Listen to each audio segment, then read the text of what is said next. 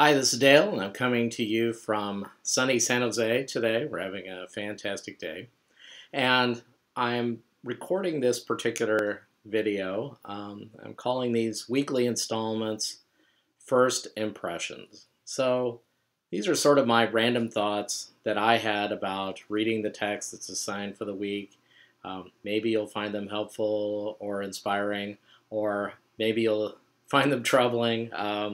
Either way, I guess that's my job as the teacher. So basically, I'm operating under the assumption that the Bible comes to us, in my experience at least, a little bit differently every time we read it. Not so much that the Bible has changed, but that we have changed. We are in a different place than when we came to these texts the last time, and so they probably have something different to say to us. So a few things that I noticed while reading the text of Judges 1 through 3 this week is I was reminded of a text that felt to me very chaotic. And I don't know if it came across that way to you, but usually we find the Bible sort of more orderly, I think. And this seemed to jump around from talking about battles to talking about individuals and sort of little historical tidbits here and there. So it felt, again, kind of chaotic to me. And maybe it always does, I'm not sure. I was also struck by how the Israelites must have felt after Joshua died. So if you compare the very first verse of the book of Judges to the very first verse of the book of Joshua, you'll find that they are almost virtually the same. The same sort of cycle of events occurs. Now, when Moses died, God jumped in and appointed Joshua as his clear successor. There was no question about that. So I would imagine that the Israelites felt that, well, when our leader dies, God is going to come in and appoint a clear successor. But this time, that does not happen. So the expected pattern of events have fallen through for whatever reason. And I don't know, I thought about instances in my life where I felt kind of leaderless, maybe a boss that's quit suddenly, or a pastor that resigns unexpectedly, or maybe a member of the family that you felt was kind of a leader in the family dies and is no longer there to fulfill that role. It's easy to feel very lost, and I think maybe that's how the Israelites felt in this situation. I don't know. That's just kind of my sense of the reading. I was also struck how the southern tribes, that is Judah and Simeon, worked together to kind of go out and battle together and solve their problems. And that was not so much the case with the northern tribes. They seemed to work more independently. And I think when I sort of look at the whole book, spoiler alert, by the end of Judges, the tribes are not operating cooperatively with each other, far from it. That it seems like maybe there's something here about working together versus trying to accomplish things on your own. I'm not sure, but that was kind of the sense I got. Up until now, Israel has gone into battle as a united group with one leader that has united them. And now, from this point on, that is not to be the case again until really the days of Saul and David, which are in the next book. So you'll have to take a different class to talk about that. So everybody's kind of fighting their own battles. Another thing I thought about, which does actually come to me every time I read these texts, is to think about what has brought the Israelites to this point. And when I talk to classes, I often talk about God's plan A, and then when that doesn't work out, then we have God's plan B, and by now we're on about plan C2. Hopefully in a second you'll see what I mean. So when the Israelites go out into the desert in the book of Exodus, Yahweh tells them that his angel, this is in Exodus 23:23, and also in 28, 29, and 30, Yahweh says, when my angel goes in front of you and brings you to the Amorites, the Hittites, and the Perizzites, and the Canaanites, and the Hivites, and the Jebusites, I will blot them out. So here Yahweh says the model that we're to think of is the model of the Israelites, quote unquote, fighting the Egyptians in the Exodus. The Israelites didn't, if you're not familiar with that story, the Israelites didn't do anything. Yahweh did everything for them. All they had to do was stand back and watch, and Yahweh took care of them. So as they go out of the desert, Yahweh tells them in Exodus that this is how things are going to go. Continues by saying, I will send my terror in front of you and throw into confusion all the people against whom you shall come. So this idea of throwing into confusion sounds very much like the Egyptians in the Red Sea. And I will make all of your enemies turn their backs to you. In other words, they're going to turn and run from you. And Yahweh says that he's going to be responsible for that. And he says, I will send the pestilence in front of you, which shall drive out the Hivites, the Canaanites, and the Hittites from before you. However, it's going to be a sort of gradual process. I will not drive them out from before you in 1 year, or the land would become desolate and the wild animals will multiply against you. Little by little, I will drive them out before you until you have increased and possessed the land. So it's a gradual process. Yahweh's in charge. Israelites don't have to do anything. So that was plan A. That was how things were supposed to go.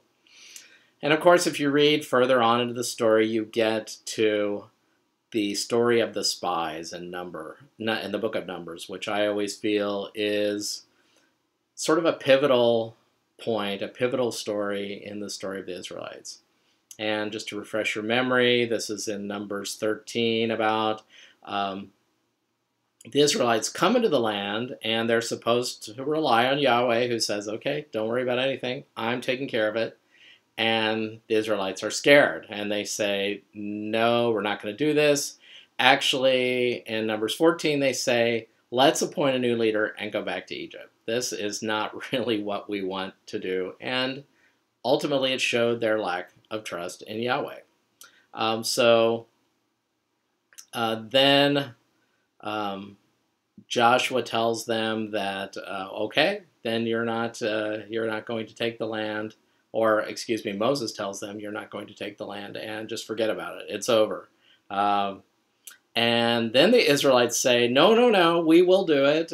We changed our mind. Give us another chance.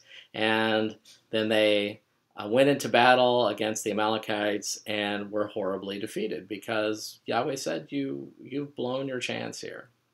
So then we have the long 40 years of wandering in the wilderness, and they come to the land, and now we're on to sort of a plan B. So the plan B is much uglier than plan A, which plan B says you have to go ahead of yourselves, and you, not me, I'll help you sometimes, but you are going to be the ones to have to wipe these people out. And then it seems like that has some moments of success and a lot of moments of failure.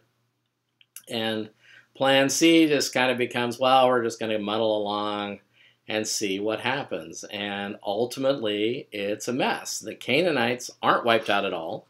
They are enslaved by the Israelites instead, in some cases that we hear in this book.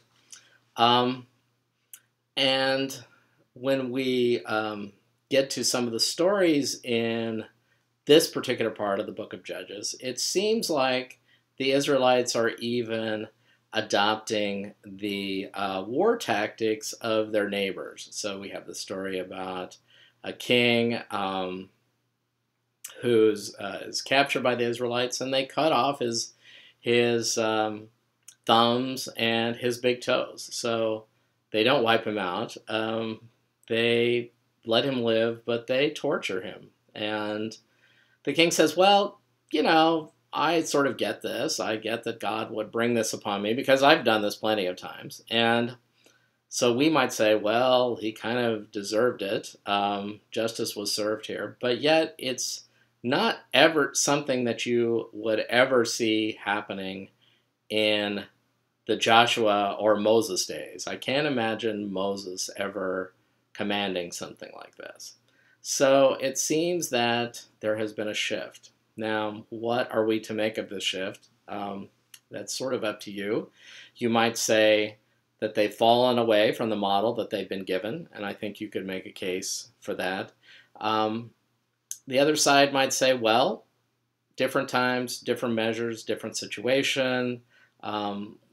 Israel just kind of has to go on, even though it's not the best of situations, and this is what the situation requires. I don't know. You could go either way on that. So for this week, for your Dale assigned question, just a second, let me grab the book. So these questions, this particular week, I'm not going to do this every week, come from this book on Judges by Roger Ryan. That's one of our required texts for this class. So if you have it, it's on page 23 in the text edition. I'm not sure in the downloaded edition, but this is under the subject heading, Thinking About Ehud. So Ehud is the guy that breaks into the king of Moab's chambers and kills him. And it's kind of a dramatic story. And the author asks, what do you think of Israel's second judge deliverer? Is Ehud deceitful, sneaky, cruel? Do you find the story vulgar and repugnant? There are certainly vulgar and repugnant parts. Or are you impressed by his bravura and admire his tenacity? So is this somebody that we're supposed to sort of recoil from? Is this somebody that we're supposed to say, yay, Israelites, way to go?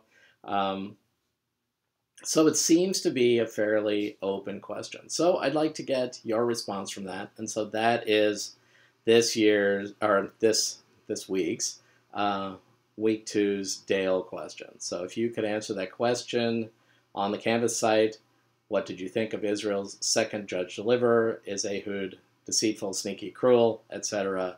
That would be great. So those were my initial reactions to the text. If you'd like to post questions that somehow, I don't know, signal your initial reactions, that would be great. You're also always free to start your own independent discussions on this text during this course. So if you go to the discussions bar, you should be able, it's on the sidebar on your Canvas website, you should be able to click on discussions, and it should take you to a question you can submit and have your fellow class participants weigh in on, have me weigh in on if you would like, or of course if you have a question that's just for me personally, you can always feel free to text or email me. Hope things are going well for you, and we'll talk to you soon. Take care. Bye.